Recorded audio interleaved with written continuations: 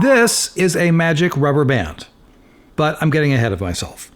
Everybody wants the next tip or trick to succeed on YouTube. They want to be able to shoot on this, but make it look like it was shot on this. They wanted fancy shortcuts for editing so they can do this, but make it seem like this. Now, tips are great, they're helpful, I love them and I love sharing them here. But it's not enough to just collect tips. And to help explain why this matters for you and your content creation, let me tell you about the time when I was hanging out with these guys. This is not juggling. This is called misdirection. Where look over here, tells us to find a ball under, one more on either side, and of course for the finish, it's a potato. Teller loves potatoes.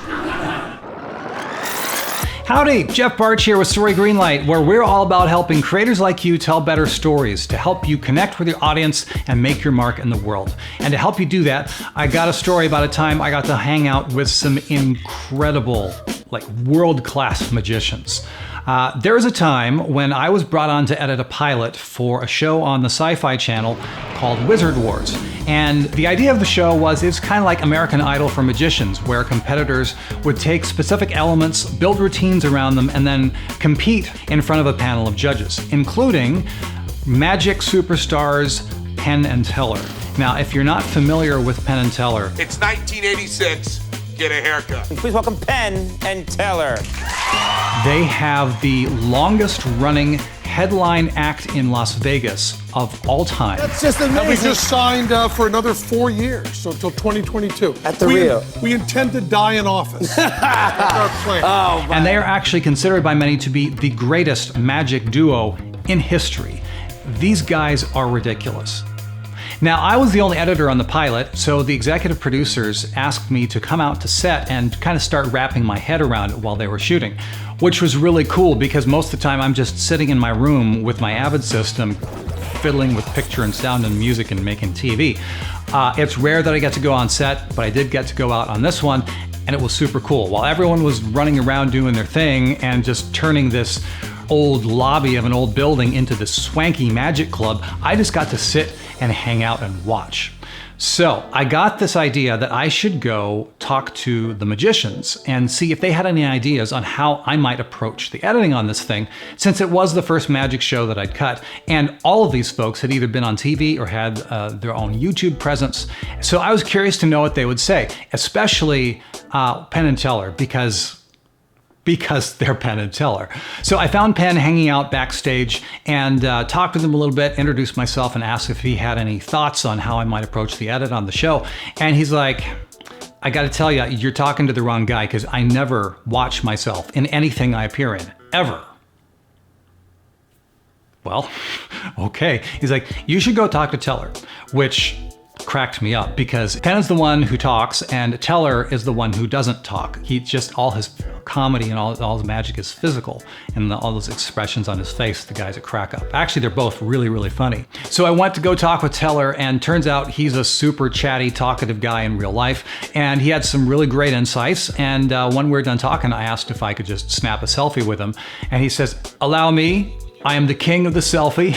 Turns out they go out into the lobby of the Rio in Vegas after their shows and they just snap selfie after selfie. He's like, I've shot thousands of these. I'm the king of this. So he, really cool guy. Now, here's the thing about magicians. Everyone always wants to know how their tricks work. And of course, magicians are famous for never telling, which, by the way, I am not a magician. I just edit them on TV. And having said that, I do have a trick that I can show you in just a little bit. Now, when I was cutting this pilot, which, by the way, got picked up by SyFy and went to series, so I got to cut on the pilot and the series, which was fantastic. I did end up learning a bunch of the secrets for the tricks, which was important because we needed to protect the magicians as they were doing this, and we also wanted to preserve the presentation of what was going on. And with these ideas, some of them were super simple, and others of them were really complicated. It was, I still didn't understand how they did it after it was explained to me. But here's the thing, just because you know the secret does not mean you can pull off the trick. When you are performing magic, you have multiple frameworks that you have to operate within. You have the framework of the technical side of what your technical skills are and what the trick requires to do. You have the framework of your audience. Who are they? What do they expect? What will actually impress them and what time of day you're performing, all that kind of stuff. Then you need to know your presentation style. What will work in terms of jokes that you tell. I see what you're doing. You're raising the stakes. And that's just the beginning if you want to pull off a really great performance. And that's the same way that it works on YouTube, especially with the editing part. You can have tips and tricks, but they only work within the framework of something that makes sense of it all. Because you can have the most amazing footage, you can have the flashiest transitions, you can have the edgiest music, which by the way will still make you sound like everyone else, but I'm getting off track here. You can have all the tips and tricks in the world, but they will fall flat if they don't operate with a framework that makes sense of everything. Your piece will fall far short of what it could be otherwise. That's the way it works in magic, that's the way it works editing broadcast TV, and that's how it works on YouTube, which is why I would love to help you change that. Enter Jeff, the mastermind. Well, we're talking to Mr. Hollywood himself. At least I'll call you that. Hey, I've answered to far worse. It's all good, man. Over the last months here, I've been talking with Story Greenlight community in the comments here and in email and group meetings about what's frustrating you with your content creation and what you'd like to see happen. And you've said that you're looking for things like ways to level up your creativity, how to execute creative ideas in a memorable way, ways to improve your editing and storytelling, but you don't know what you don't know. So it's like, well, I don't know what questions to ask. You want to tell amazing stories, even with non-story driven content. You want to connect with other creators. You want to figure out how to apply these ideas to your work specifically. You want ideas that work for large channels, but still apply to small channels who are just starting out. You want ways to interact more with me. You want time flexibility, and you want something that doesn't cost an arm and a leg to do.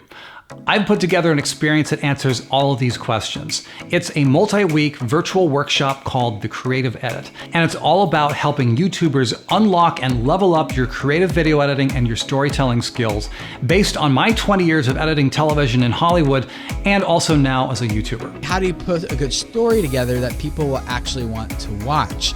And that I would recommend my friend Jeff Bartsch over at Story Greenlight.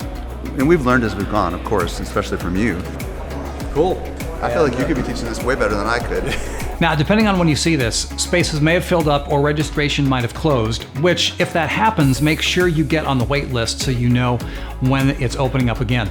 Because we're going to be interacting as a select group of creators to go beyond all the tips and tricks. And by the way, there'll be plenty of tips and tricks, but you'll actually be able to understand things in the light of the big picture. You gave me a lot. I gotta digest all this. I'm looking away from the camera because I'm like typing notes out to see how do we make this all happen? Because when you go beyond just the tips and tricks of things and you move up to the next levels of creativity in your content creation, amazing things happen. Some might even say magical things.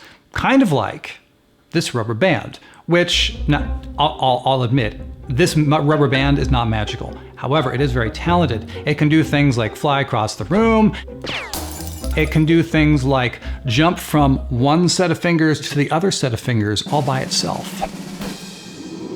My kids love this. And even my wife, she's just like, how on earth do you do that? And I said, oh, it gets even better because it can jump back to the other side too.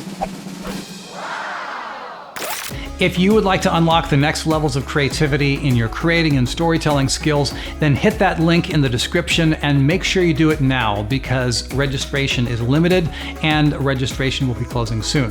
So I have another video explaining more on that next page. I'll see you there.